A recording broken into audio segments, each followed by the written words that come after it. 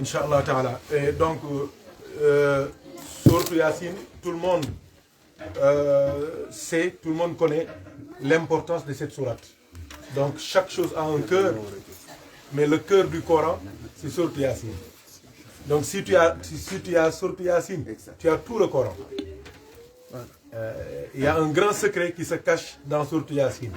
C'est Salamun qawlan min rabbin rahim.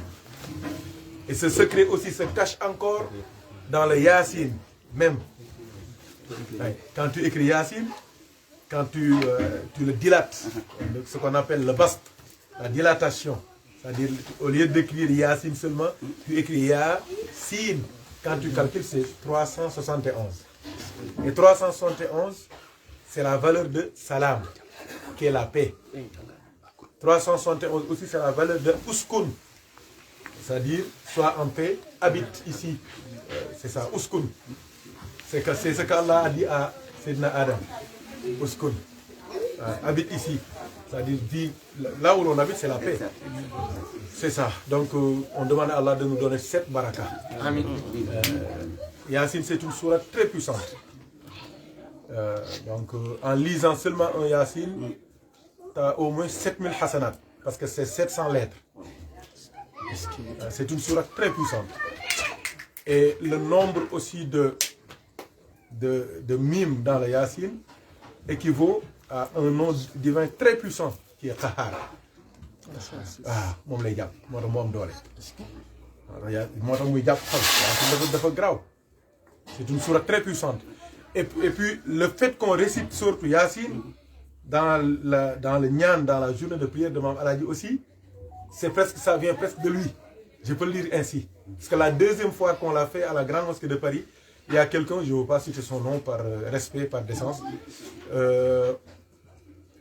Il est venu, on a fait tous nos azkars. Il a dit,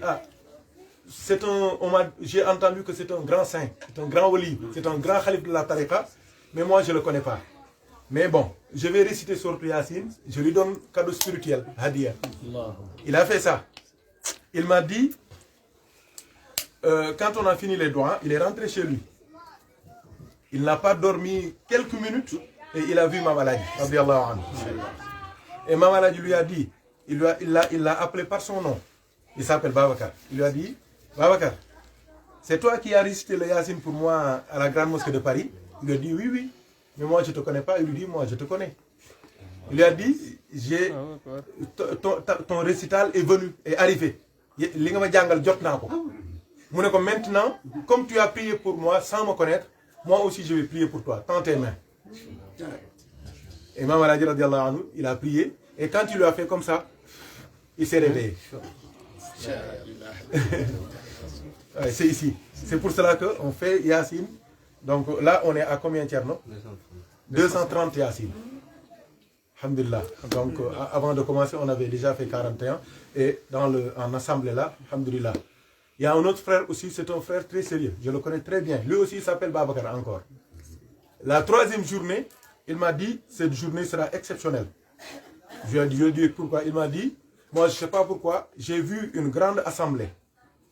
Lui, il ne connaît pas, mais moi je connais de quoi il parle. Il m'a dit, j'ai vu une grande assemblée et j'ai vu des gens que je connais et des gens que je ne connais pas. Et j'ai entendu, c'est eux qui parlaient, ils ont dit, la prochaine session, on va la délocaliser.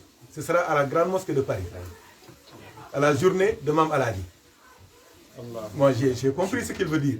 Parce que là, ce qu'on appelle le Diwanu Salihin, les Awliya, le rencontre là qu'ils font, ça peut être délocalisé. C'est au Gharu Hira que ça se passe, là où le prophète a reçu la révélation. Mais aussi, ça peut faire l'objet, ce qu'on appelle une extraordinaire. C'est quoi encore? Une session, hein? Session extraordinaire. Ouais, pour des cas spéciaux.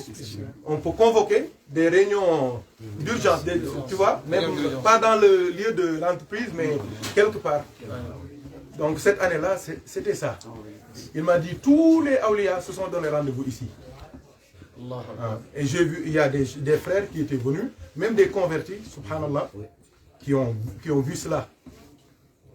Ils ont vu les sahaba, les awliya, et beaucoup de choses. Donc c'est pour cela qu'on donne beaucoup d'importance au doha. Parce que les corps vivent par l'alimentation, mais les esprits, les âmes vivent par la lumière. Et la lumière, la plus puissante des lumières, c'est le Saint-Coran. Alhamdulillah. Qu'Allah exauce pour nous tous et qu'il nous donne la baraka de Sourate Yassine et la baraka du Coran et la baraka du prophète Sayyidina Muhammad sallallahu alayhi wa sallam. Nous tous, nous sommes remplis de besoins et de problèmes. Donc, et Dieu, il connaît tout. Donc, il y en a dont je connais les situations, mais c'est pas la peine. C'est Allah, il connaît tout. Inna Allah la yakhfa alayhi shay'un. Rien ne lui échappe, rien. Rien ne lui échappe. Et pourquoi rien ne lui échappe? Parce que c'est lui qui a créé tout. Est-ce que vous voyez ce que je veux dire? Rien ne lui échappe. Pourquoi? Parce que c'est lui qui a créé tout. Pourquoi nous, quel que soit le niveau de connaissance, quel que soit le niveau de wilaya qu'on a, il y a des choses qui nous échappent. Même le prophète, en partant, il a laissé des mécréants sur terre. Hein? N'est-ce pas? Il a laissé des mécréants sur terre. Des gens qui ne croient en rien. Donc, c'est à Allah que rien n'échappe. Inna Allah la yakhfa alayhi shay'un fil ardi wala fis sama. Entre les cieux et la terre, rien. Il contrôle tout. Tout. Tout. Subhanallah. C'est pour cela que les awliya, ils aimaient bien répéter cette phrase. Subhana man la yansa. Qu'il soit glorifié celui qui n'oublie pas. léeg-léeg nga dégg wolof yi duñ jaaxle ne xanaa yàlla daf maa fàtte. wala yow du la fàtte woon doo ko tal bay laaj tax dan laa fàtte. wala lu ma def yàlla. ma ne ko yow li nga war a wax mooy lan la ma yàlla defal te delloo gu ma ko njukkal gërëma gu ma ko santa gu ma ko. li ma digal pour ma war koo def lan laa ci def. waroo laaj lan laa def yàlla ba mu teg ma lii. ndax looy jàmbat rek. am na ku la ko ëpp am na koo xamante ni il était prêt à te donner 1 milliard pour que tu lui donnes tous tes problèmes pour que lui il se débarrasse de ce qu'il a. xam naa li may wax bu baax. waaw xam naa li may wax bu baax yal nañu yàlla boole suturaal. Donc les Wolof souvent ils disent des paroles d'une spiritualité très profonde, mais souvent ils disent aussi des phrases dangereuses et qu'on répète aussi. Il y a une phrase très dangereuse que le Sénégal, ils ont adopté ces temps-là. Mais ça fait peur aux awliya. C'est ça qui fait qu'il y a des calamités partout. Qu'est-ce que vous entendez? Yow la ñuy topp, diw lay topp. Yow rek la ñuy topp. Lu ko gën a xaram ci àdduna amul. Kan lañu war a topp ku dul Rasulullah. Ku ñu war a topp ku dul yàlla. Atiyu Allah wa rasulahu wa rasula. On ne doit suivre qu'Allah et le prophète. Même si on doit suivre quelqu'un, c'est parce qu'il suit Allah et le prophète. Et il suit mieux Allah et le prophète que nous. Et nous le suivons pour mieux suivre Allah et le prophète. Non pas parce que c'est lui qu'on veut suivre. Je dis que celui qui traverse la chaussée, il ne regarde pas à droite, à gauche parce qu'il va aller à droite ou à gauche. Mais il veut se prévenir d'un éventuel accident. Mais son chemin, c'est devant lui. Est-ce que vous voyez ce que je veux dire? Hein? Il est là pour nous montrer le soleil, pas son doigt. On ne doit pas suivre son doigt, mais c'est le soleil qu'on veut voir. Il faut que l'or mou l'air. C'est pour cela qu'il faut. Moi, j'aime pas les gens qui singent. Le verbe singer. Le mimétisme, c'est dangereux. C'est pas. Hein? En fait, c'est quoi les mots dangereux que vous avez dit? Vous avez parlé en Wolof, mais vous voulez le comprendre. Oui. Par exemple, maintenant au Sénégal, il y a quelqu'un. Bon, c'est des termes. Les Sénégalais, c'est comme les Ivoiriens. Ils aiment bien créer des termes. Et quand le terme est un peu utilisé par certains, tout le monde l'utilise. Il y a beaucoup de termes. Non, mais c'est une panoplie de termes dangereux. Par exemple, maintenant au Sénégal, on dit, c'est toi que nous suivons. C'est toi seulement que nous suivons. C'est-à-dire c'est un terme qu'on utilise pour montrer à quelqu'un ton attachement, ton amour et tout cela. Je le dis, le Coran nous dit de ne suivre personne qu'Allah et le prophète. Et ça, c'est dangereux dans la psychologie des enfants. C'est un terme. Par exemple, il y a des termes terribles, dangereux. Par exemple, tu vois des couples qui s'appellent papa et le mari appelle la femme quoi? Maman.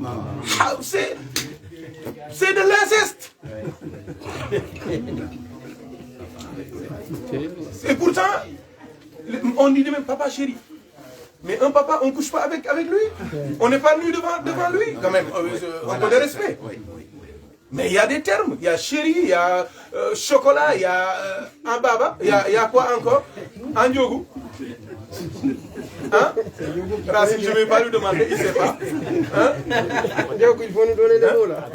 Tokal là? À côté. Amoudou. Il y a chéri coco. Bon, peut-être amatul, peut-être chéri coco, chéri banana, peut-être amatul. Il y a quel petit nom? Hein? Bébé aussi. Bébé c'est encore dangereux. Bébé c'est dangereux. Bébé c'est haram. Papa, bébé, non, c'est de l'inceste. On travaille dans la psychologie des gens. Mais c'est grave. Parce que si tu t'habitues à l'appeler papa, même quand vous êtes dans votre intimité, tu l'appelles papa. Mais vous voyez, c'est pas propre. C'est pas propre, oui. Il y a chéri, il y a d'autres, il y a des petits noms. Il y a tonton, c'est Niaï. Mais il y a des choses. Nous, on a un problème de lexique. Je le dis souvent. On a un problème de lexique. Avant, c'était tonton, en fait. Oui, c'était Niaï. Ouais. Donc, c'était ça, mais maintenant, c'est le soleil. C'est bien frère. Ah, qui est là? Donc, alhamdulillah.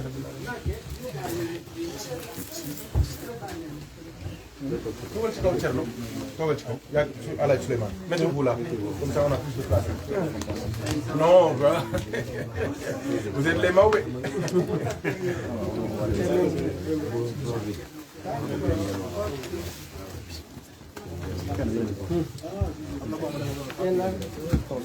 Aleykum salaam. Diallo na ngeen def naka waa kër gi jërëjëf na nga def ça va alhamdulilah ñu ci jàmm sant yàlla bu baax. Donc Hachimi, il faut qu'on fasse attention parce que le prophète sallallahu alayhi wa sallam, il nous a dit un hadith qui fait peur. Il a dit, il y a des gens qu'on va jeter dans l'enfer, ils mettront 70 ans avant de toucher le fond. Pour une parole qu'ils ont dite, un seul mot. Pour un seul mot qu'ils ont dit. Un seul mot. Subhanallah. C'est quand Sayyidina Abu Bakr a connu les dangers de la langue, il cherchait 12 pierres et mettait dans sa bouche. 12 pierres. Faut qu'il fasse 12 pierres. J'ai dit aux frères, en fait c'est 12 pierres. Mais en réalité, c'est la ilaha illallah. La ilaha illallah c'est 12 lettres. Vous voyez ce que je veux dire? Donc, c'est ça. Il faut faire attention Mais regardez bien ce qui se passe dans notre monde-là. Toutes les guerres-là, c'est des phrases. C'est des mots. Les mots donnent naissance à beaucoup de mots. M-A-U-X. C'est pour cela qu'il faut faire très attention à la langue. J'ai fait une session, comment on dit ça encore? Une saison consacrée à la langue, au danger de la langue sur YouTube. Vous pouvez voir ça en français et en wolof. Les dangers de la langue.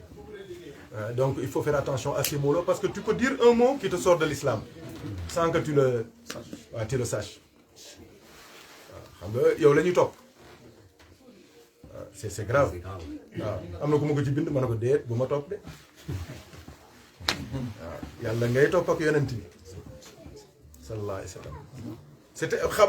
Je sais son intention, mais je veux qu'il fasse attention. C'est comme un frère, aujourd'hui, il m'a demandé une question sur le fait de souhaiter bonne fête aux frères de notre confession. Je leur dis, il faut choisir les fêtes. Parce qu'une fête qui consacre l'existence de Dieu, d'un autre Dieu à côté de Dieu, ça c'est très grave. C'est comme il y a un journaliste qui était venu la fête de la Saint-Valentin pour me dire il faut en parler parce que c'est la fête de l'amour, des amoureux. Je le dis, avant de me poser des questions, il faut voir c'est quoi la Saint-Valentin. Il faut aller chercher l'histoire. Il est allé, il a fait ses recherches, il est revenu, il m'a dit, là je comprends. C'est des fêtes païennes.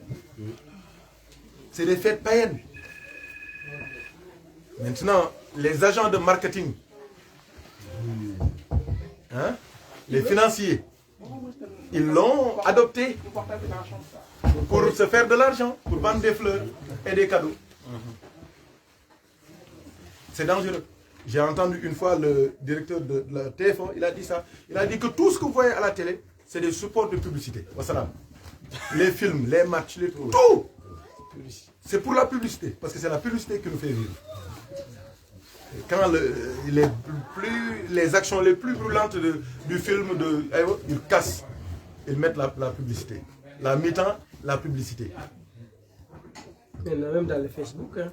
Partout. Tu regardes un sujet, tu regardes un peu, ils coupent, ils mettent la publicité. Oui. C'est le plus fort. Il y a Babacar Ndoye, notre un de frères, il disait que quand quelque chose est gratuit, c'est toi le produit. Je ne sais pas si vous me comprenez. Comme WhatsApp là, c'est gratuit pour nous. Mais on est vendu en même temps. Parce que souvent même tu dis, ça va, tant hier, Gerlin, mon ex, mais ton adresse email, ton fil de Facebook, il y a des pubs de parfum. C'est vrai, c'est incroyable, oui, c'est vrai. Je dis même pas que tu as tapé, hein. T'en parles en Wolof en plus. C'est grave, c'est les algorithmes. Ils sont là, les Ndiogu là, les escrocs là. Ils sont là, ils sont dangereux, les Sungunu là. Subhanallah. On est dans un monde terrible. C'est pour cela qu'il faut faire très, très attention. Inch'Allah, la discussion, ça va venir. C'était seulement pour qu'on sache l'importance des prières, surtout de la sourate Yassine, dans la journée de ma maladie. Et Yassine peut tout faire, wallahi. Il y a la baraka dedans. Il y a une force, une puissance spirituelle dedans. Vous voyez, nos frères comoriens, c'est rare de voir un Comorien qui ne mémorise pas, qui n'a pas mémorisé sur Yassine. C'est rare. C'est comme nos frères Sossé. Donc il faut vous efforcer à l'écouter. C'est ça que j'ai dit aux frères. Par exemple, dans la tariqa Tijaniya, il y a une condition, c'est que un Tijani qui prend le wird, il doit réciter au moins 2 hizib du Coran. 2 juz. C'est obligatoire pour le Tijani. J'ai dit, par exemple, avec le travail qu'on a, avec les difficultés conjoncturelles qu'on vit, c'est pas facile. Même un hizib, c'est compliqué. Même la moitié d'un hizib, souvent, c'est compliqué. Tu ne peux pas lire, tu dors. Je leur dis, mais si vous ne pouvez pas lire 2 hizib, écoutez 2 hizib. Parce que l'écoute, c'est une lecture. C'est la lecture avec l'oreille. Côte là de Tidjani war nañ ma fay ci loolu de. kooku c'est ma propriété industrielle et intellectuelle. set yëpp ñoo ma ci war a fay ci àdduna. billaay baaba wutal kañot ñu fay ma. non gars yi loolu dañ cee yàgg a sonn de. Tidjani yu bëri dañoo tiitoon ci loolu. xam ndax ñu ci bëri mënuñu jàngal xuraan bi wala amuñu temps bi wala day compliqué. dañuy jaaxle ñu bëri loolu war a mënuñu woon sax jël wird man leen laaj leen sëñ Mor rek. y a les solutions. code bii maa leen ko jox wallahi. Bien que c'est pas gratuit. Parce que l'écoute, c'est une lecture. Si tu ne peux pas réciter 2 hizib, mais écoute dans ta voiture, sur le chemin de ton travail, à la maison, il y a des moments quand tu fais ton dhikr, mais chaque jour tu mets 2 hizib. C'est 60 hizib, non? Hein? Chaque jour 2 hizib. Ça fait le mois, tu as ton Coran, tu écoutes le khatm. Tranquille. Le mieux maintenant, c'est la lecture. Même si tu ne peux pas lire 2 hizib, tu lis 1 hizib. Même si tu ne peux pas lire 1 hizib, tu lis 10 feuilles. Si tu ne peux pas lire 10 feuilles, c'est 5 feuilles. Même une ligne, c'est bon. Parce que chaque lettre que tu lis dans le Coran, c'est multiplié par 10. Quand tu dis Bismillahir Rahmanir Rahim, tu as 190 hasana. Bismillah ar-Rahman ar-Rahim seulement. Tu as 190. Sourate Yasin, tu as 7000 hasana. 7000. Pile. Lu baax yomb na de. Maama laaj daan na ko wax. Jullee ngi fi, woor a ngi fi. Waaw. Hein? Natt azaka ngi fi. Il y a toujours des portes. Allah nous a ouvert beaucoup de portes pour qu'on soit sauvés. Mais nous, maintenant, on choisit la perdition. Subhanallah. Qu'Allah ne nous prive pas de ces barakas, de ces lumières. Inch'Allah, on va faire la première clôture sur Yasin. On va la rester ensemble. Et Inch'Allah, on passe à la suite du programme, c'est-à-dire la causerie et les dhikr, Inch'Allah ta'ala. Et aujourd'hui, on a un grand dhakir, un grand musammi', Masha'Allah, un grand arif billah qui va faire, Masha'Allah, un grand zikr aussi, qui a projeté beaucoup de cheminants dans la présence divine, Masha'Allah, alhamdulillah, Masha'Allah. Qu'Allah le protège avec son papa qui a guidé beaucoup de gens, Masha'Allah, qui a aidé beaucoup de personnes, Masha'Allah, dans la voie d'Allah. Et son grand-père aussi, Mohamed Hadiyatullahi Soumoulou, grand wali. Ouais. Le Sénégal, c'est ça. Ça regorge de awliya que personne ne connaît. Il y en a des gens, subhanallah. Et le prophète sallallahu alayhi wa sallam, il a dit, il y a des gens qu'on ne connaît pas, qu'on ne respecte pas, qui sont mis à l'écart. Il dit, quand il y a des problèmes, c'est eux qui règlent ça. Hein. Ce n'est pas ceux qui sont devant. Hein. Quand ils sont perdus, ils vont voir ces gens-là. Parce que c'est ça. Allah ne regarde pas les boubous, hein, ou bien le nom de famille. Allah, il ne connaît pas ça. Ce n'est pas son problème. Allah, il connaît les cœurs purs, les gens sincères. C'est eux qu'il entend. C'est que eux qu'il écoute. Quand il y a des situations, c'est à ces personnes-là qu'on s'adresse. Hein. C'est pour ça qu'il faut respecter tout le monde. Tu peux te mettre ton maître comme ça. Mais ton maître là, quand il a peur, il part la nuit voir quelqu'un que tu considères comme moins que rien. Ça, c'est très grave. Et dans la tariqa même, on dit, quand Allah subhanahu wa ta'ala, parce que souvent c'est ça, il met une partie de ta substance spirituelle dans le ruh d'un des khalifs, des élus d'Allah. Il dit que si tu lui manques du respect, tu n'auras jamais cela. Parce que souvent, ta pitance spirituelle, ta substance spirituelle, Allah peut le donner à quelqu'un d'autre qui n'est pas ton maître. C'est le adab seulement qui te permet de prendre ça.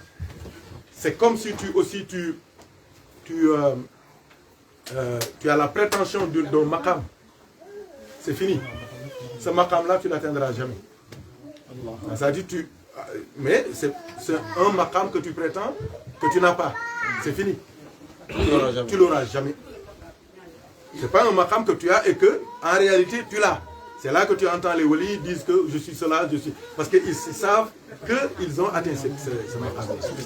Mais si c'est des hallucinations, quand tu fabriques des trucs pour dire ah, c'est moi maintenant le Mahdi, même la lumière du Mahdi que tu avais, c'est parti pour toi.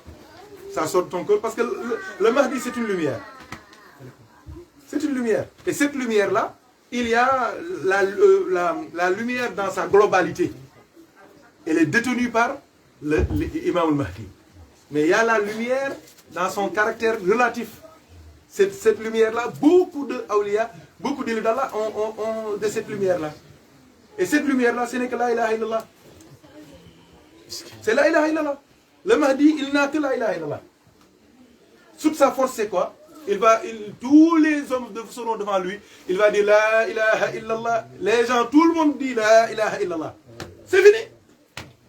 Lui, il ne fait même pas de discours. C'est sa lumière qui convainc les gens.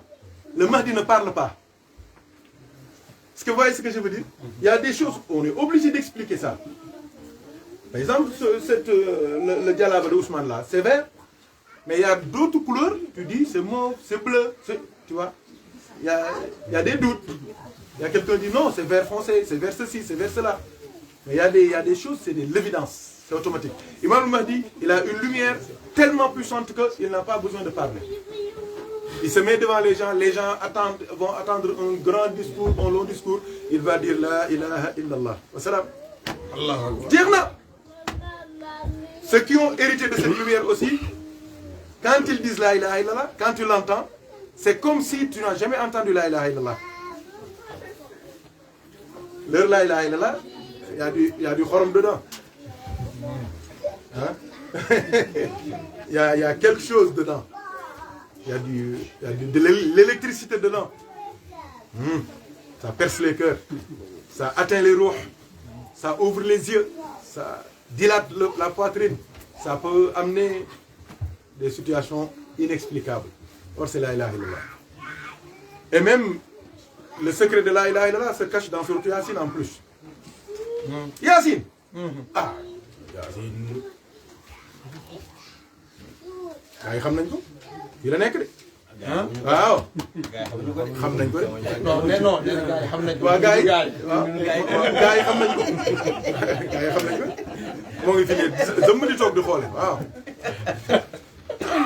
moo tax fonk leen ko bu baax. Sourate Yassine incha allah waaw moo ko hasbunallahu wa ni'mal wakil surtout cette année là. hasbunallah waaw cette année c'est une année qui va être très chaude. waaw l'homme va être éprouvé. Il y aura beaucoup de... subhanallah. Il faut faire beaucoup de hasbunallahu wa ni'mal wakil. Au moins 45 fois par jour. Le mieux c'est 450. Le mieux encore c'est 4500. Le mieux encore c'est 16 000. Hein? C'est 1445. Cette année c'est 1445. C'est l'année de l'homme. Il y a beaucoup de gens qui vont être guidés, beaucoup de gens qui vont entrer dans l'islam, beaucoup de gens qui vont être édifiés dans leur cheminant spirituel. Mais il y aura aussi beaucoup de gens qui vont tomber. C'est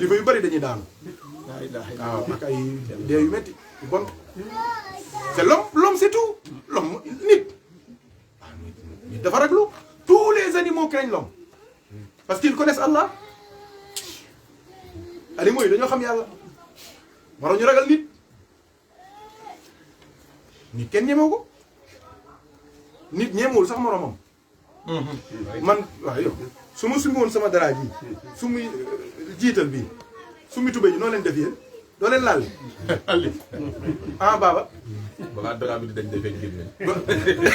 dégg nga nit moo raglu. nit kenn xamul lu mu doon. Donc, il faut faire beaucoup de hasbunallah wa ni'mal wakil. Au moins 45 fois par jour. Celui qui peut, il fait 450. Celui qui peut, pendant 10 jours, il fait 450. 450, 10 jours, ça fait 4500.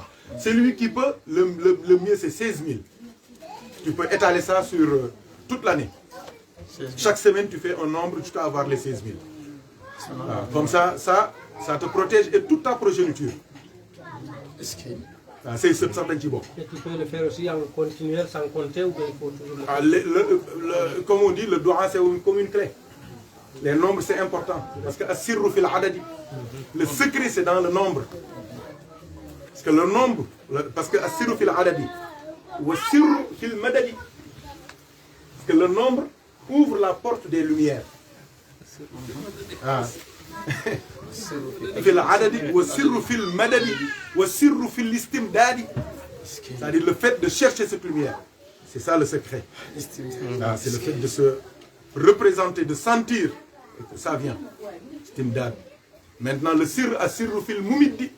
Le secret c'est pas toi, c'est pas le nombre, mais c'est celui qui t'alimente, qui t'irrigue, qui t'arrose.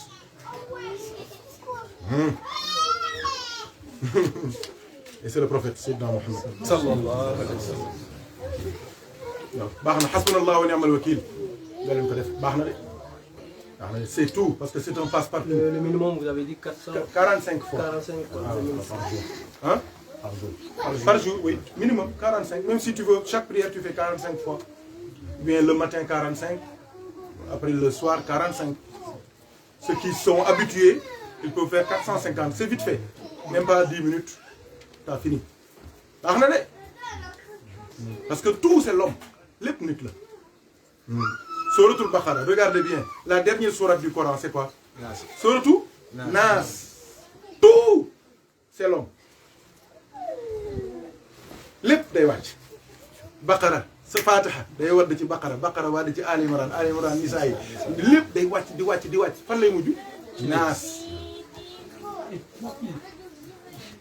tout c'est l'homme ah yomal xiyam ku dem safara nit la de ku dem àjjana nit la de celui qui suit le prophète nit la àjjana nga jëm celui qui ne suit pas nit la safara nga jëm donc c'est long teraanga yi nekk biir àjjana yi pour kan la pour nit ñi.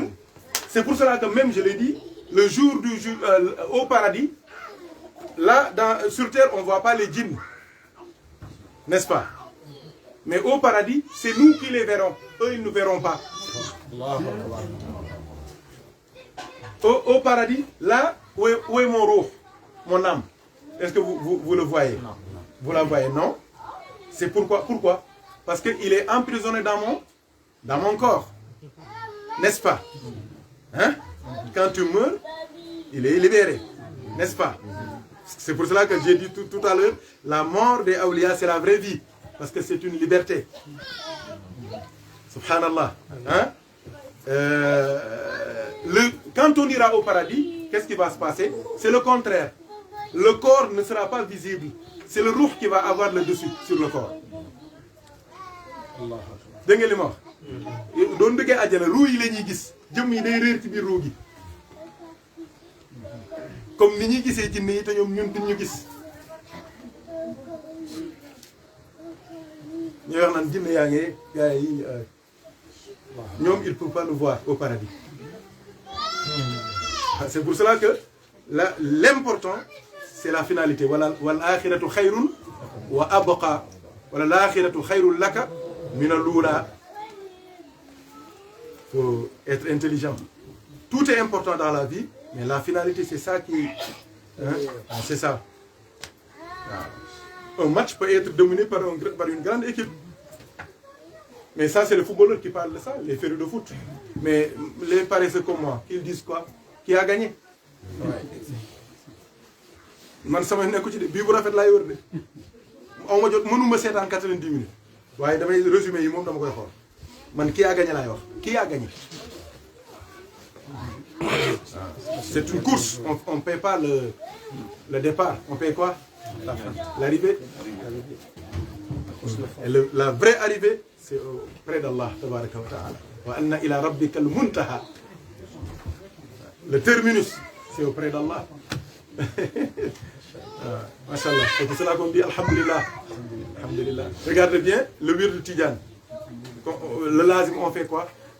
Fatiha, une fois. Astaghfirullah, combien? 100. Salat Fatihi, 100. On fait quoi en dernier? La ilaha illallah. C'est le terminus. Le prophète, c'est la porte.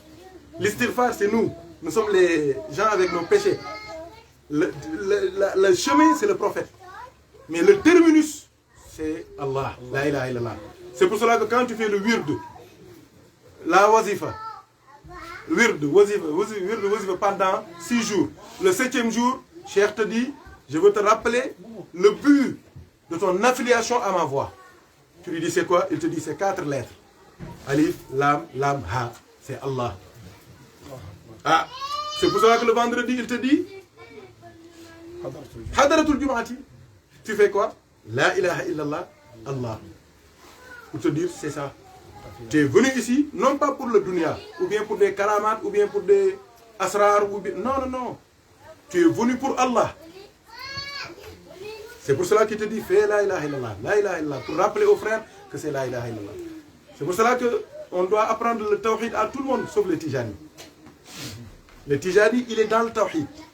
Le matin, il est dans le tawhid avec son wird lazim. Il est dans le tawhid avec la wazifa. Il est dans le tawhid le vendredi. Qu'Allah nous aide, qu'Allah nous assiste, qu'Allah nous guide. Que cette sourate Yassine soit pour nous une source de santé. Amen. Une eau qui nous soulage, qui nous purifie le corps, qui nous purifie le ruh, qui enlève en nous toutes les souillures, tous les blocages. Min sharri ma khalaq, min sharri ma khalaq, min sharri ma khalaq. Et que ça soit aussi une source d'ouverture pour nous. hein, dans nos activités, dans ce qu'on recherche, pour nos papiers, pour la famille, ceux qui veulent des enfants, ceux qui ont des projets. Le travail, c'est ça, la baraka. Qu'Allah nous donne tout cela. Inch'Allah. Te ñoo ngi koy yaakaar ci bés bi ak wëli yi ñëw fii nit ñu baax a fi ñëw tey nit ñu baax a fi ñëw qu'Allah ne nous prive pas de cette baraka et que Inch'Allah que nous ne regrettions pas d'être venus Inch'Allah et que ceux qui sont absents aussi prennent leur part Inch'Allah. Tous ceux qui ont contribué de près ou de loin aujourd'hui comme dans l'histoire, qu'Allah leur donne leur part. Et c'est compréhensible. Subhanallah. Il y a des gens qui sont devenus milliardaires à cause d'un héritage même lointain. Qu'on appelait les comptes oubliés, comme tu as dit. Il y a des généalogistes qui ont dit comme ça, Maka Koulibantan ak Taslima ak fële ca Las Vegas ak Nouvelle-Calédonie li jënti ko ñu jël seen commission muy des centaines de millions. Quand tu travailles à ta mort, ta femme perçoit une pension, non? loolu mooy barke. yàlla nañu ko am ñun ñëpp. amiin barke rek am solo. Donc on va rester Yacine ensemble comme ça Inch'Allah. ñu ñaanal mbokk yi bu baax. yàlla saafara leen. saafara ñun ñëpp faj suñu aajo. waaye def ndeysaan ndeysaan Thierno ñu yéene ci yaayam moom ndeysaan ñu yéene ci yaayam macha allah yaay dafa fort de ah macha allah. ay dégg ndaw si xam naa ne ab tubaab la mooy li ma waxoon sànq fii benn jigéen bu ñëwoon foofu ci sëñ bi ne ko sëñ Muniru dama la bëgg a toggal ceeb bu rouge fii la woon ci Montreuil ne ko dama la bëgg a toggal ceeb bu rouge fii ne sama papa ne ma waaye mais luy ceeb bu rouge kooku na téye ceebam ma ne ko mais ceeb bu rouge mooy ceeb bu xonq mu ne ma lu wax bu yox ceeb bu rouge ma dégg ndaw si tamit di boole naan non mais c'est terrible waa ji dama doon wax ak moom daf ma saaga maman quoi ma ne ko mais maman mooy yaay daf ma saaga ndey la bëgg a wax quoi mais bëggul wax yaay ji mu ne daf ma saaga maman. voilà je moo ngi soog a dégg li ma wax mu ne maman la ma saaga.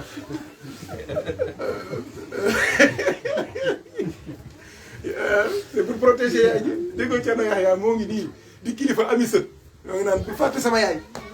bul fàtte sama yaay. Subhanallah.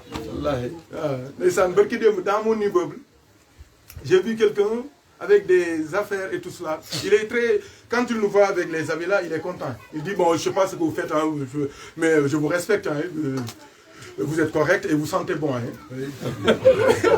Je crois en rien moi. tubaab bu kii la su xaw ma 14e la nekk xaw ma ndeysaan. Oui, mais je vous respecte. Hein. Bonne fête, hein. Mais c'est pas là aujourd'hui. Il faut que me le dise. Quand je suis monté, billahi, j'ai dit dans mon cœur qu'Allah le guide vers l'islam. Parce que je sens qu'il y a quelque chose dans son cœur. Il a fait tabaski, qualité. Tout le monde qui s'est salué au Wolof. Bonne fête. Non, c'est pas toujours la fête. Je vais à la mosquée. Je sais pas, mais ça, moi j'aime bien. Vous êtes correct, vous êtes. Ça sent bon. Mais ça, il y a 3 jours, je l'ai vu dans l'ascenseur avec des bagages. Il m'a dit là aujourd'hui je suis venu voir la maman. Elle est âgée donc c'est ça, c'est le devoir. Ça c'est rare. Fait maison de retraite de l'Enio, non? Moi, je m'occupe d'elle. Je lui ai dit, il était très touché. En réalité, c'est ce que vous dites ici, c'est la retourne. C'est le retour. Je lui ai dit, tu as été bébé avec tes caprices. Elle s'est occupée de toi. Et la maman redevient bébé avec ses caprices. C'est la même chose. àdduna noonu la moo tax kuy leble lu baax ngir su ëllëgee ñu fay la lu baax c'est important et quand je lui dis ça c'est comme si musul dégg loolu mu tiit xonk cur mais c'est sage hein c'est sage c'est sage qu'est-ce que vous avez dit encore bëgg ma répéter ma ne ko c'est ça c'est la vie c'est comme ça c'est wa tilkal ayyaamu nudaawiluhaa bayna an-naas c'est un cercle c'est pour cela que la ilaha illallah même ceux qui connaissent Allah ils l'écrivent pas comme ça la ilaha illallah c'est un cercle walu yàlla doo ko bindloo la ilaha illallah non du jël vers la droite vers la gauche de mukk c'est un cercle qu'il écrit quand tu lui fais écrire quand tu demandes d'écrire bismillahir rahmanir rahim il commence pas par le alif il commence par le point la terre c'est rond c'est un cercle pourquoi dans la wazifa on fait le cercle pourquoi loolu la c'est ça pourquoi on tourne autour de la Kaaba c'est le cercle c'est la ilaha illallah yàlla ñu yàlla dimbali yàlla ñu yàlla jàppale ubbi suñu dënn ak suñu xol suñu ruux ak suñu jëmm donc ñu jàng benn yaasin mën a kii incha allah on va continuer le programme incha allah comme gaa yaa ngi soppeeku ñu kii بسم الله الرحمن الرحيم ياسين والقرآن الحكيم إنك لمن المرسلين على صراط مستقيم تنزيل العزيز الرحيم لتنذر قوما ما أنذر آباؤهم فهم غافلون لقد حق القول على أكثرهم فهم لا يؤمنون إنا جعلنا في أعناقهم أغلالا فهي إلى الأذقان فهم مقمحون وجعلنا من بين أيديهم سدا ومن خلفهم سدا فأغشيناهم فهم لا يبصرون وسواء عليهم أنذرتهم أم لم تنذرهم لا يؤمنون إنما تنذر من اتبع الذكر وخشي الرحمن بالغيب بمغفرة وأجر كريم إنا نحن نحيي الموتى ونكتب ما قدموا وآثارهم وكل شيء أحصيناه في إمام مبين واضرب لهم مثلا أصحاب القرية إذ جاءها المرسلون إذا أرسلنا إليهم اثنين فكذبوهما فعززنا بثالث فقالوا إنا إليكم مرسلون قالوا ما أنتم إلا بشر مثلنا وما أنزل الرحمن من شيء إن أنتم إلا تكذبون قالوا ربنا يعلم إنا إليكم لمرسلون وما علينا إلا البلاغ المبين قالوا إنا تطيرنا بكم لئن لم تنتهوا لنرجمنكم وليمسنكم منا عذاب عليم قالوا طائركم معكم أئن ذكرتم بل أنتم قوم مسرفون وجاء من أقصى المدينة رجل يسعى قال يا قوم اتبعوا المرسلين اتبعوا من لا يسألكم أجرا وهم مهتدون وما لي لا أعبد الذي فطرني وإليه ترجعون أتخذ من دونه آلهة إن يردني الرحمن بضر لا تغني عني شفاعتهم شيئا ولا يمكنون إني إذا لفي ضلال مبين إني آمنت بربكم فاسمعون قيل ادخل الجنة قال يا ليت قومي يعلمون بما غفر لي ربي وجعلني من المكرمين وما أنزلنا على قومه من بعده من جند من السماء وما كنا منزلين إن كانت إلا صيحة واحدة فإذا هم خامدون يا حسرة على العباد ما يأتيهم من رسول إلا كانوا به يستهزئون ألم يروا كما أهلكنا قبلهم من القرون أنهم إليه راجعون وإن كل لما جميع لدينا محضرون والآية لهم الأرض الميتة أحييناها وأخرجنا منها حبا فمنه يأكلون وجعلنا فيها جنات من نخيل وأعناب وفجرنا فيها من العيون ليأكلوا من ثمره وما عملته أيديهم أفلا يشكرون سبحان الذي خلق الأزواج كلها مما تنبت الأرض ومن أنفسهم ومما لا يعلمون وآية لهم الليل نسلخ منه النهار فإذا هم مظلمون والشمس تجري لمستقر لها ذلك تقدير العزيز العليم. والقمر قدرناه منازل حتى عاد كالعرجون القديم. لا شمس ينبغي لها أن تدرك القمر ولا الليل سابق النهار وكل في فلك يسبحون. وآية لهم أننا حملنا ذرياتهم في الفلك المشحون وخلقنا لهم من مثله ما يركبون وإن نشأ نغرقهم فلا صريخ لهم ولا هم ينقذون إلا رحمة منا ومتاع إلى حين. وإذا قيل لهم اتقوا ما بين أيديكم وما خلفكم لعلكم ترحمون. وما تأتيهم من آيات ربهم إلا كانوا عنها معرضين. وإذا قيل لهم أنفقوا مما رزقكم الله قال الذين كفروا للذين آمنوا أنطعم من لو يشاء الله أطعمه إن أنتم إلا في ضلال مبين. ويقولون متى هذا الوعد إن كنتم صادقين ما ينظرون إلا صيحة واحدة تأخذهم وهم يخصمون فلا يستطيعون توصية ولا إلى أهلهم يرجعون. ونفخ في الصور فإذا هم من الأجداث إلى ربهم ينسلون. قالوا يا ويلنا مرقدنا هذا ما وعد الرحمن وصدق المرسلون. إن كانت إلا صيحة واحدة فإذا هم جميع لدينا محضرون. فاليوم لا تظلم نفس شيئا ولا تجزون إلا ما كنتم تعملون. إن أصحاب الجنة اليوم في شغل فاكهون هم وأزواجهم في ظلال على الأرائك متكئون لهم فيها فاكهة ولهم ما يدعون. سلام قولا من رب رحيم. وامتازوا اليوم أيها المجرمون ألم أعهد إليكم يا بني آدم ألا تعبدوا الشيطان إنه لكم عدو مبين وأن اعبدوني هذا صراط مستقيم. ولقد ضل منكم جبلا كثيرا أفلم تكونوا تعقلون. هذه جهنم التي كنتم توعدون اصلوها اليوم بما كنتم تكفرون. اليوم نختم على أفواههم وتكلمنا أيديهم وتشهد أرجلهم بما كانوا يكسبون. ولو نشاء لنفسنا على أعينهم فاستبقوا الصراط فأنى يبصرون. ولو نشاء لمسخناهم على مكانتهم فما استطاعوا مضيا ولا يرجعون. ومن نعمره ننكسه في الخلق أفلا تعقلون. وما علمناه الشعر وما ينبغي له إن هو إلا ذكر وقرآن مبين لتنذر من كان حيا ويحق القول على الكافرين.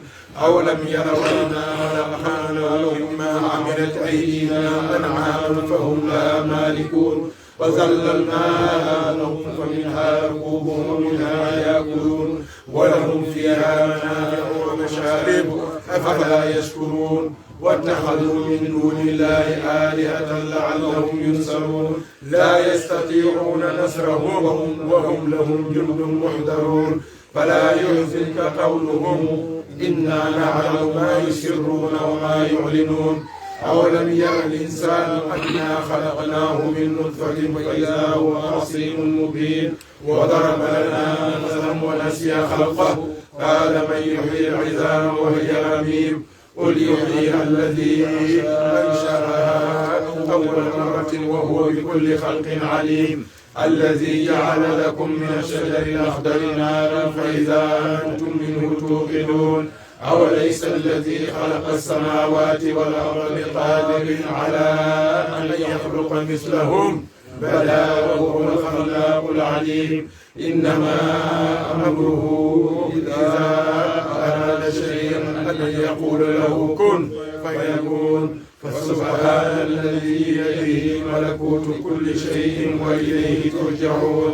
اللهم صل على سيدنا محمد الفاتح لما أغلق والخاتم لما سبق ناصر الحق بالحق والهادي إلى صراطك المستقيم وعلى آله حق قدره ومقداره العظيم. سبحان رب العزة عما يصفون وسلام على المرسلين والحمد لله رب العالمين. yàlla nangul nangul jullit yëpp lay seen tam ana Ibrahima kaay donc ban liggéey nga bis bu jël sumeeku garaawal rek pour gars yi waa Sénégal ne moo yor liggéey bi yëpp fii di bâtiment yi de